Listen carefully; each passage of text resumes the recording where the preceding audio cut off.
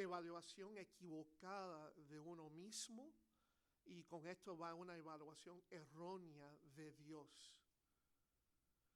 Y aun cuando Jonás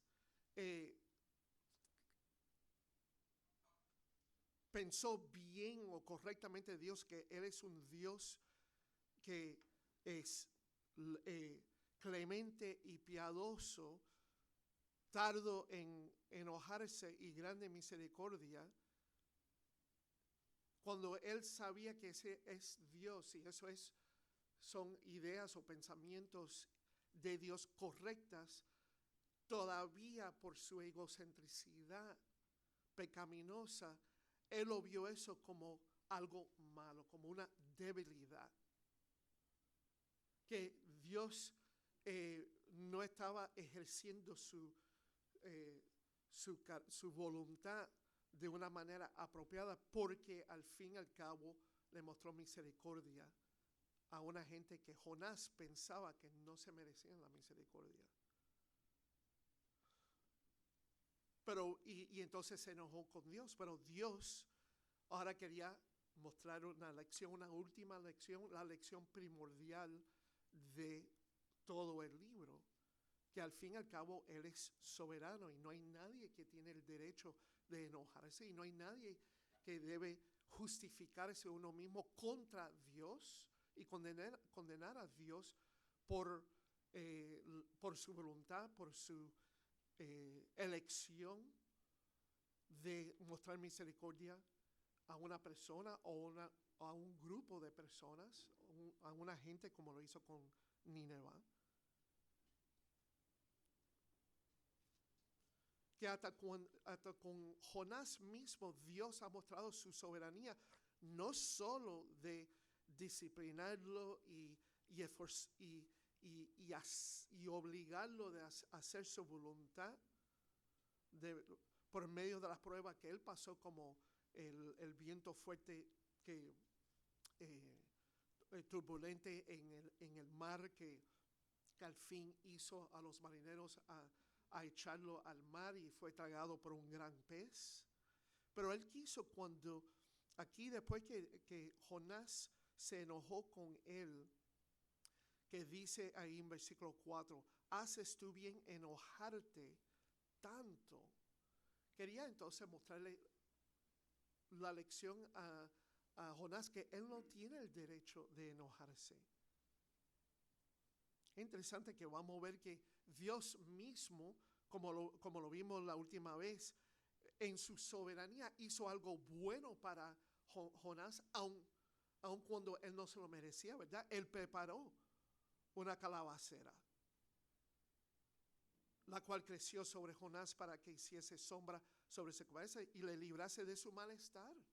Y Jonás se alegró grandemente por la calabacera. Eso fue una provisión benigna de Dios sobre o hacia Jonás.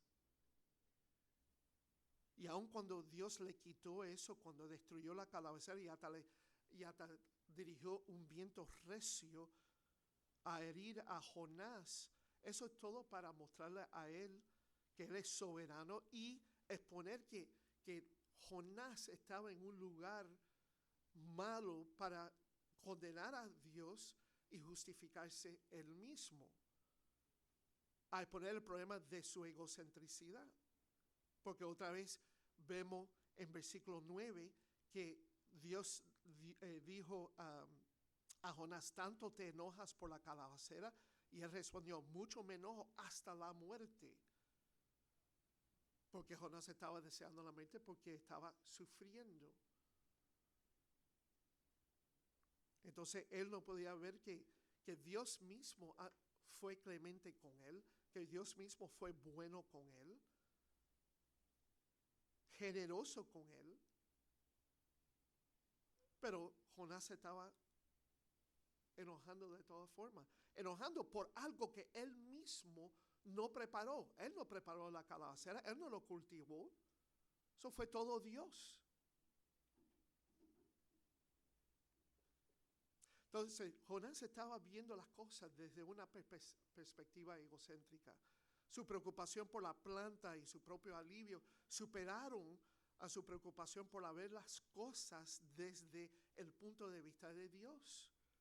La desobediencia de uno hacia Dios produce una tensión en la vida de un creyente, porque uno sabe lo que debe hacer, pero sigue sus deseos indulgentes o egocéntricas, que al fin lo pone desalineado con Dios, su carácter, su voluntad.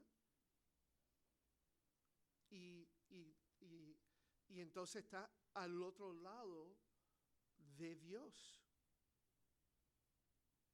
Cuando uno se mueve lejos de Dios, uno se está moviendo más cerca a uno mismo, a su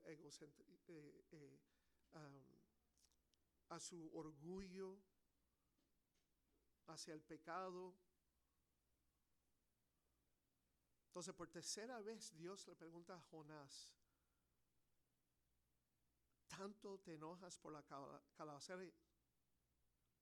Y entonces le pregunta otra vez, en versículo 11: ¿y no tendré yo piedad de Nínive, aquella gran ciudad donde hay más de 120,000 personas que no saben discernir entre su mano derecha y su mano izquierda, y muchos animales? Y termina ahí el libro con esa pregunta.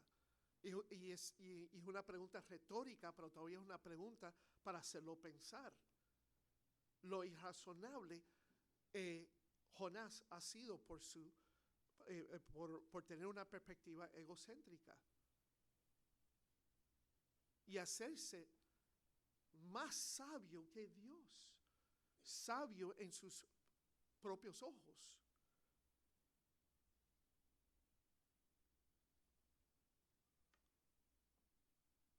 Una vez más vemos que el enfoque es con el pueblo de Nínive, pero para ver otra vez, encontrarse la compasión de Dios comparada a la compasión de Jonás, o la falta de compasión de Jonás sobre este pueblo. Interesante que ahí en versículo 11 dice aquí, habla sobre el tamaño de Nínive, pero no por su tamaño geográfico. La preocupación aquí de Dios era por la gente. Y entonces se habla aquí de 120,000 que no saben o discernir entre su mano derecha y su mano izquierda, y entre los animales también.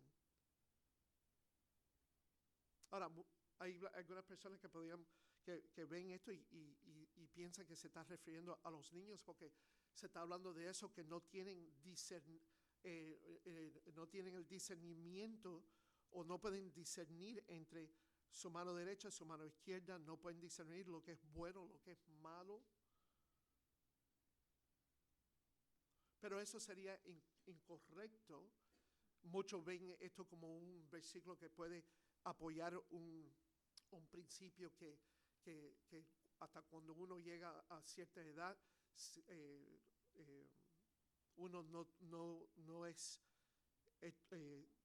considerado culpable o condenado bajo de Dios, sea bebitos o infantes o niñitos, o amor, gente que tienen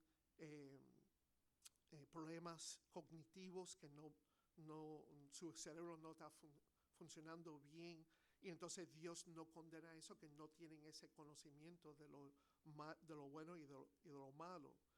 Pero este no es el versículo.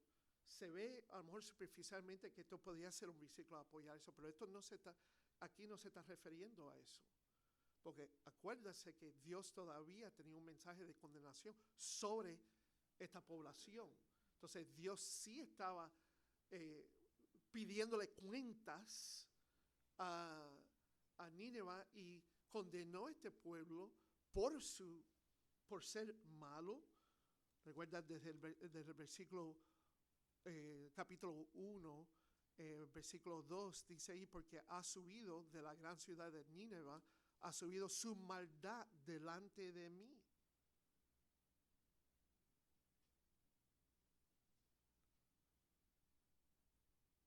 Y entonces Jonás predicó el juicio de Dios contra esta ciudad, esta gran ciudad, si no se arrepienten. Entonces, aquí se está hablando más de una gente que sí había una ignorancia, una persona o un pueblo que es totalmente pagana y a lo mejor no ha tenido ni una influencia cristiana, por lo menos no una influencia inmediata, va a tener una ignorancia del Dios verdadero y de su voluntad. Pero la palabra de Dios dice claramente que hasta en los corazones de los gentiles, aun cuando no recibieron la ley de Dios directamente a ellos como los judíos, las obras de la ley de Dios están escritas en sus corazones. Todavía hay un conocimiento por lo menos básico ahí que forma su conciencia, y eso revela algo de la presencia de Dios y que quita la excusa de cualquier otro hombre. Entonces esto es una ignorancia, como hasta el apóstol Pablo habló de su propia vida, donde él estaba todavía bajo la condenación de Dios, aún en su ignorancia, pero es una ignorancia culpable, no una ignorancia inocente. Pero el punto es que Dios quiso mostrar compasión a estas personas porque están bajo su condenación. Él no debería mostrar compasión, ser clemente, ser misericordioso sobre estas personas.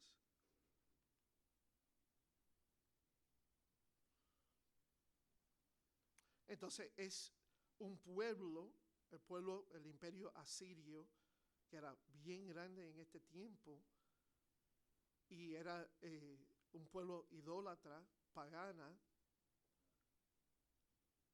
pero desde la perspectiva de Dios era un pueblo sin Dios y moralmente arruinados, merecidos de su condenación.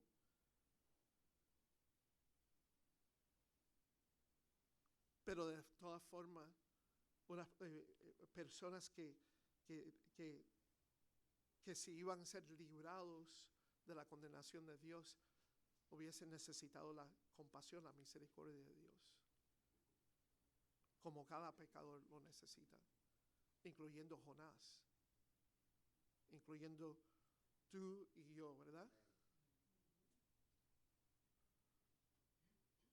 Ahora, Dios usó ciertos instrumentos de enseñanza, la calabacera, el gusano devorador, el viento abrasador o recio, y ahora comienza a dar una lección principal aquí. La lección en sí, yo creo, la lección principal de Dios en versículos 9 al 11 aquí, en general.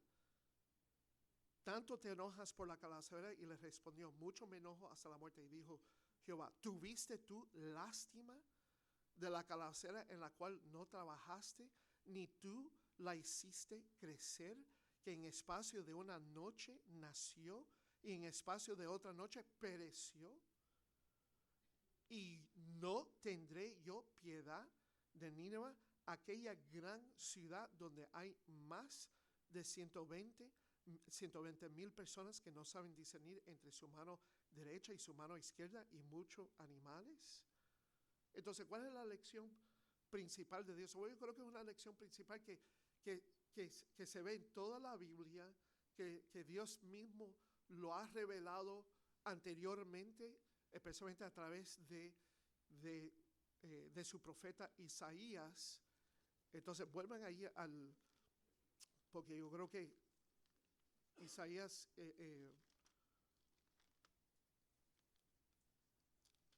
el pasaje en Isaías 55, versículos 8 al 11,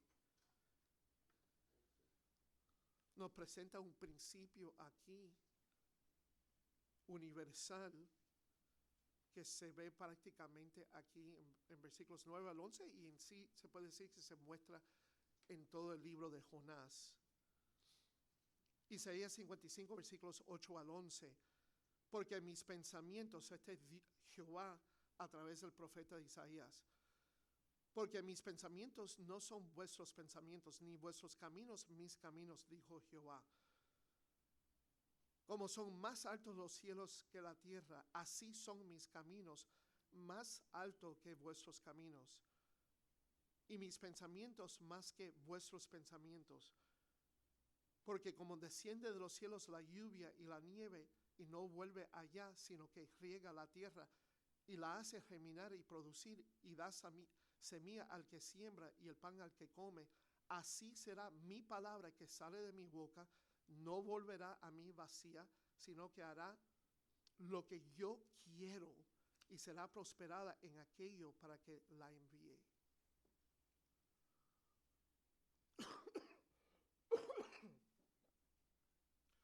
En este contexto, Dios le manda un mensaje, se puede decir de buenas nuevas al tribu de Judá. Y en versículos 6 y 7 es una exhortación a buscar a Jehová, que se arrepienten, que el impío deje su camino, el hombre inicuo sus pensamientos, y vuélvase a Jehová, el cual tendrá de él misericordia, y al Dios nuestro, y que vuelva a su Dios nuestro, el cual será amplio en perdonar. Amén. Entonces, después de esto, ¿por qué Dios llama al tribu? ¿Por qué Él llama al tribu que han sido infiel? ¿Por qué Él llama al impío que vuelva de su camino, o al hombre inicuo de sus pensamientos? ¿Por qué lo llama a venir y buscar a Dios mientras que Él está cercano para recibir perdón? Porque los pensamientos de Dios no son los pensamientos del hombre. Porque los caminos de Dios son más altos que los caminos del hombre.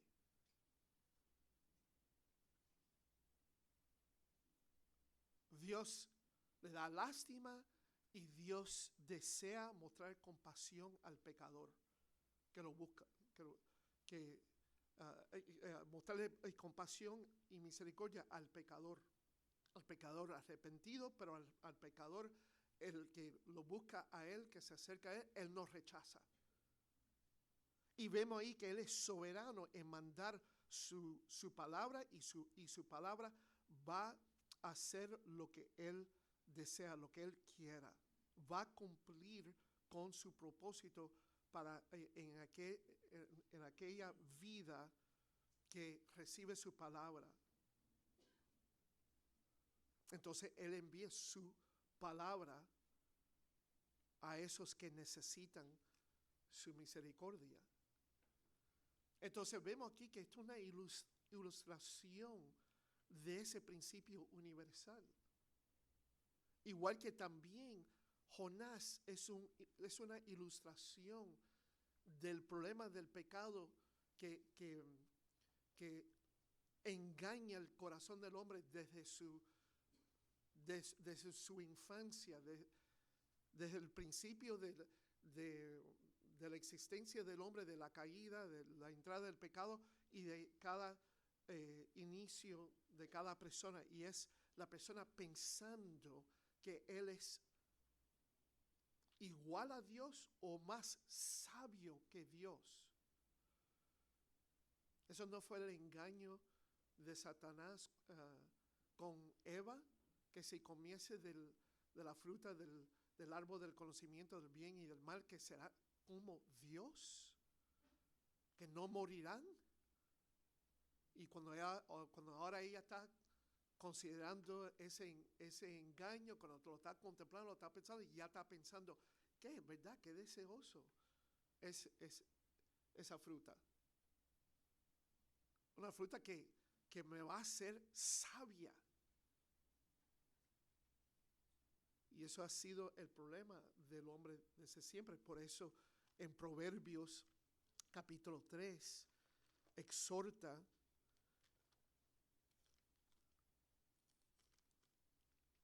Salomón exhorta a sus hijos y por extensión los ciudadanos del reino de Israel a confiar o fiarse en Jehová de todo tu corazón. Fíate de Jehová de todo tu corazón y no te apoyes en tu propia prudencia. Reconócelo en todos tus caminos y Él enderezará tus veredas. No seas sabio en tu propia opinión. Teme a Jehová y apártate del mal. Entonces vemos aquí la soberanía de Dios, la superioridad de la soberanía de Dios, de sus caminos, de su modo de pensar, particularmente el camino de su compasión es superior al del Jonás o de cualquier otro hombre. Y vemos aquí en estos versículos dos áreas donde los caminos de un hombre son inferiores a los de Dios. Primero, vemos una actitud equivocada. La actitud de Jonás estaba equivocada porque estaba enojado por la pérdida de una comodidad personal que él no tenía nada que ver, como si él se lo merecía. Tanto te enojas, Dios dijo a Jonás, tanto te enojas por la calabacera, y él respondió, mucho me enojo más hasta la muerte, perdón. Entonces Dios aquí muestra que la actitud del hombre es inferior a los pensamientos y la actitud y los caminos de Dios porque es absurda. La actitud del hombre es absurda. La actitud de Jonás aquí es absurda. Él, al enfocarse en la planta, Dios como el gran maestro y Jonás su alumno, pero su alumno terco, orgulloso, egocéntrico, ahora lo tiene ahí sentado y usar las mismas palabras de Jonás para condenarse a sí mismo. Muestra cómo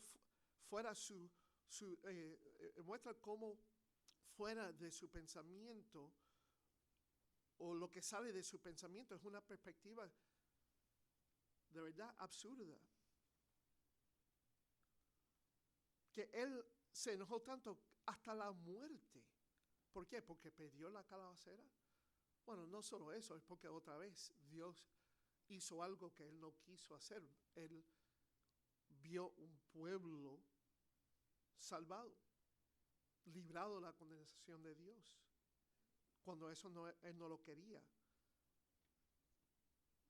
Esto ha servido, la situación con la calabacera nada más ha sido una situación donde ha expuesto la condición real y espiritual del corazón de Jonás. No está alineado con la voluntad de Dios. A la luz de su reacción, Dios le señala a Jonás su mal pensar, su reacción irracional y su falta de confianza en el carácter de Dios. La pregunta entonces es si el enojo de Jonás era razonable o absurdo. Porque fíjense lo que él dice aquí en versículo 10. Y dijo Jehová, tú tuviste lástima de la calabacera en la cual no trabajaste y ni tú la hiciste crecer, que en espacio de una noche nació y en espacio de otra noche pereció. Tú te disfrutaste de eso y cuando lo perdiste le diste lástima, pero tú ni hiciste nada por esa calabacera, ni la cultivaste.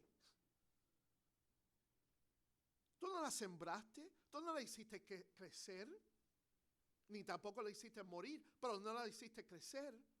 Eso no tenía nada que ver contigo, pero todo que ver conmigo. Entonces eso pasa con una perspectiva egocéntrica, cuando pensamos que merecemos buenas cosas, incluyendo cosas materiales,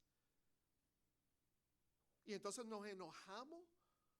¿Y a quién nos enojamos? Bueno, nos enojamos, amor, con, por lo menos externamente parecemos que nos estamos enojando contra nuestra esposa, contra nuestros hijos, con nuestro jefe, con la gente ahí en la calle, en el tráfico. Estamos enojados, tenemos una personalidad irritada.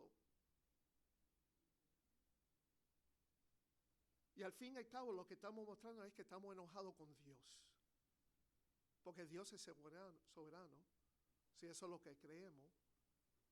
Él es que está ordenando y organizando, preparando todas las situaciones de nuestra vida.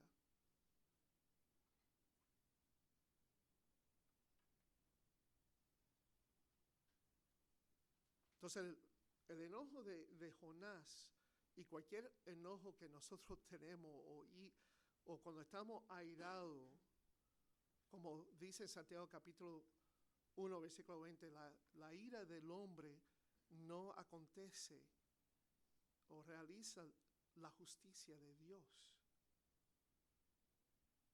Estamos condenando a Dios en vez de condenarnos a nosotros mismos. Entonces el enojo de Jonás es tan inapropiada e ilógica.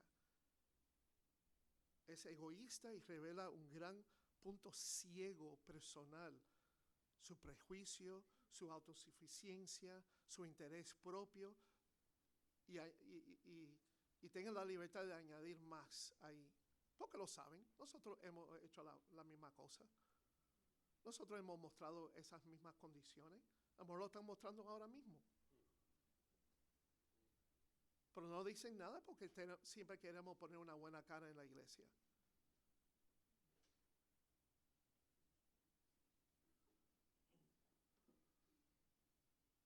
Por eso vemos que los caminos de Dios son más altos que los hombres. La otra manera es por una perspectiva equivocada, no solo por una actitud equivocada, pero una perspectiva equivocada. Otra vez en versículos 10 y al 11, ¿tuviste tú lástima de la calabacera en la cual no trabajaste, ni tú la hiciste crecer, que en espacio de una noche nació y en espacio de otra noche pereció? ¿Y no tendré yo piedad de Nínive, aquella gran ciudad donde hay más de 120,000 personas que no saben discernir entre su mano derecha y su mano izquierda y muchos animales? Jonás prefirió mostrar compasión o tenerle lástima por una planta que él no cultivó. Y la palabra aquí, lástima, yo creo que es una buena traducción aquí en el español porque da una distinción aquí entre la idea de compasión, ¿verdad? Porque uno puede mostrar compasión por sus acciones, pero otra cosa es tener el sentimiento de compasión, un sentimiento compasivo. Hay gente que a lo mejor muestran compasión, pero a lo mejor no lo hacen con ese sentimiento, a lo mejor lo hacen porque quieren algo devolver, ¿verdad? Voy a mostrarme tu compasión, pero ¿qué vas a hacer por mí luego?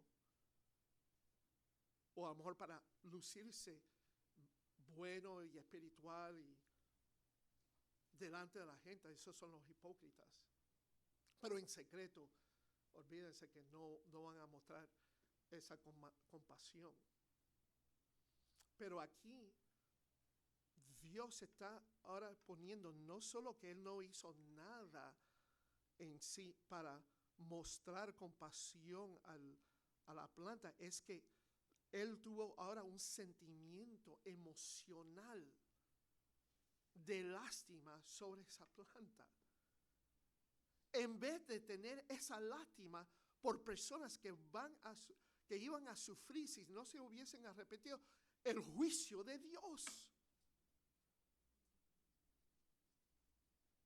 Y hay que entender que al fin y al cabo, cada persona, aunque a lo mejor pensamos, esa persona no se lo merece porque esa persona es bien, bien mala, mucho más mala que yo, y ha hecho cosas tan malas que la mayoría de las personas ven y condenan esas acciones. Sabemos, ¿verdad?, que hay ciertas personas así, que verdaderamente son malos, son agentes del diablo, hacen cosas diabólicas, hacen precisamente eso que hacen la gente débiles como los niños sufrir, abusar de los niños, los traficantes sexuales, donde se aprovechan y abusan de muchachas inocentes.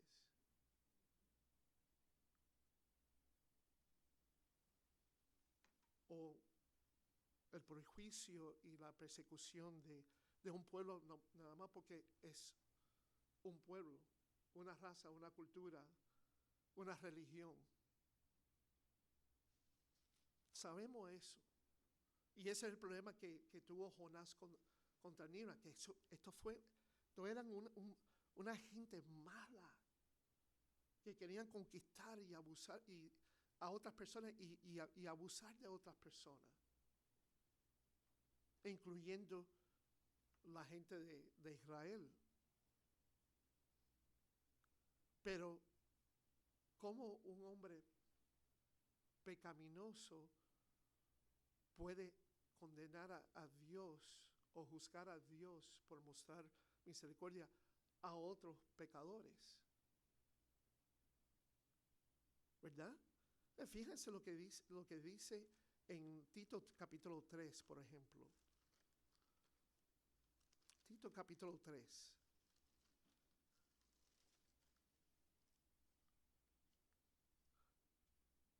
Versículo 1. Recuérdales que se sujeten a los gobernantes y autoridades, que obedezcan, que estén dispuestos a toda buena obra, que a nadie difamen, que no sean pendencieros, sino amables, mostrando toda mansedumbre para con todos los hombres, porque nosotros también éramos en otro tiempo insensatos, rebeldes, extraviados, esclavos de concupiscencias y deleites diversos, viviendo en malicia y envidia, aborrecibles y aborreciéndonos unos a otros. Fíjense lo que dijo ahí: no sean contenciosos, pero ser amables. ¿Por qué? Porque nosotros en otro tiempo éramos también el mismo tipo de persona, rebeldes, extraviados, esclavizados en nuestros pecados. Escoge cualquier pecado ahí que has vivido, que lo has mostrado, y dígame si tú de verdad eres una persona que se merece la aceptación de Dios y tienes el derecho a entonces evaluar y juzgar quién se merece o no se merece la aceptación y la salvación de Dios. Porque entonces luego dice aquí, éramos estas personas en otro tiempo, pero cuando se manifestó la bondad de Dios, nuestro Salvador, y su amor para con los hombres, nos salvó. No por obras de justicia que nosotros hubiéramos hecho, claro, eso no iba a llevar a nada, sino por su misericordia, por el lavamiento de la regeneración y por la renovación en el Espíritu Santo, el cual derramó en nosotros abundantemente por Jesucristo nuestro Salvador, para que justificados por su gracia viniésemos ser herederos conforme a la esperanza de la vida eterna. Entonces, nos salvó, somos justificados, somos herederos, aun cuando éramos insensatos, rebeldes, extraviados, esclavos de concupiscencia y de deleites diversos, viviendo en malicia y envidia, aborrecible y aborreciéndonos unos a otros. ¿Quién aquí quiere decir que eres un mejor pecador que la otra persona? Y si tú levantas la mano, todavía tienes que justificarse a decir, por eso, debido a eso, Dios me tiene que aceptar. Bueno, si Dios no es un Dios santo, perfecto, en justicia, maybe, porque entonces es un Dios caprichoso, como todos los otros dioses falsos, creados, inventados por el hombre que quiere justificarse él mismo y crear un sistema de religión para aceptar sus propios méritos, para tener dioses que acepten sus propios méritos. O pueden usar, Pablo mismo usa su propio testimonio. Él era un hombre violento, como dice en su testimonio en 1 Timoteo, capítulo 1, versículos 12 y 13. Él era un hombre violento. Y sabemos que fue un hombre violento porque él persiguió, aunque en su corazón lo estaba haciendo por buenas razones, porque él era un judío celoso a la ley de Dios. Él quería defender el Dios verdadero. Los cristianos están promoviendo una herejía, están exaltando un blasfemador.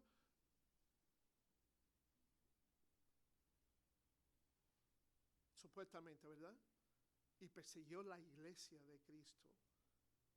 Ordenó a cristianos a ser matados y torturó a otros cristianos. Él mismo dijo que él era el pecador primordial o principal. Pero Cristo vino a salvar ¿quién? A pecadores.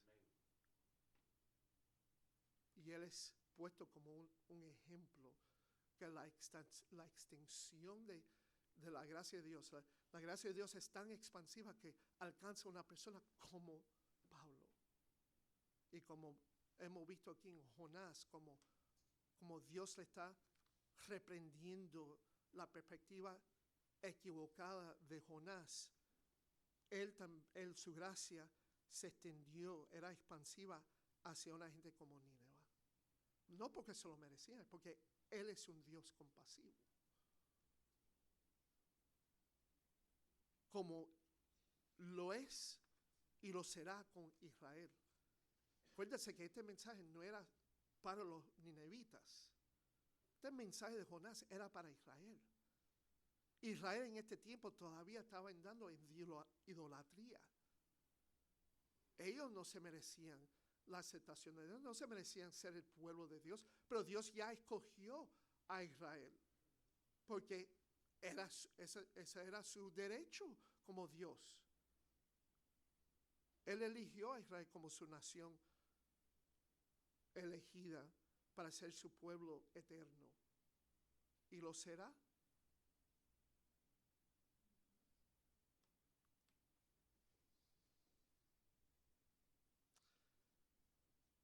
Entonces tenemos que tener cuidado de ser sabios en nuestros propios ojos. Tenemos que tener la humildad de reconocer y aceptar que los caminos de Dios son más altos que mis caminos, que los caminos tuyos, el camino del hombre. Y gracias, Señor, por eso, ¿verdad? Porque si esto dependiera de mí, bueno, yo no hubiese sido salvo. O si la misericordia depende de mí, a ver quién se lo merece o no merece, ten cuidado. Ten cuidado, ¿verdad? Así es el hombre, ¿verdad?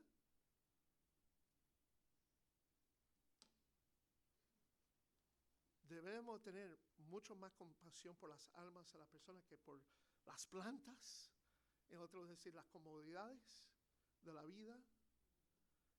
Tener una compasión imparcial, debido porque en otro tiempo éramos también gente que estaba bajo la condenación de Dios, pero la misericordia de Dios abunda, o la gracia de Dios abunda mucho más que nuestro pecado. Amén. Y que Dios envió y entregó el único hombre inocente, su Hijo unigénito. Él, como el hombre justo, el único justo, murió por esos que son injustos. Si no, no hay salvación para nadie. no solo para, no solo por los ninevitas o por Jonás, por nadie.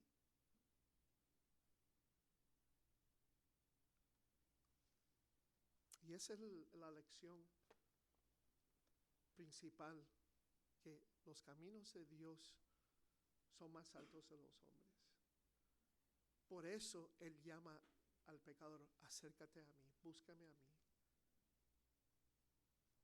Y puede encontrar perdón abundante, abundante. Y que nosotros debemos ser dispuestos a entonces ser agentes de Dios para ir y ver lo que Dios, y darle testimonio de la grandeza de la misericordia de Dios solo en Cristo Jesús, y ver lo que Dios hace con eso, con esa persona o con otras personas, ¿verdad? Porque la palabra de Dios va a cumplir con su propósito cuando se envíe. Y le damos gracias, Señor, para eso, que son salvos, que ese es el propósito en cada vida, cada esa vida, eso fue el propósito de Dios. Amén. Amén. Bueno, vamos a ponernos de pie.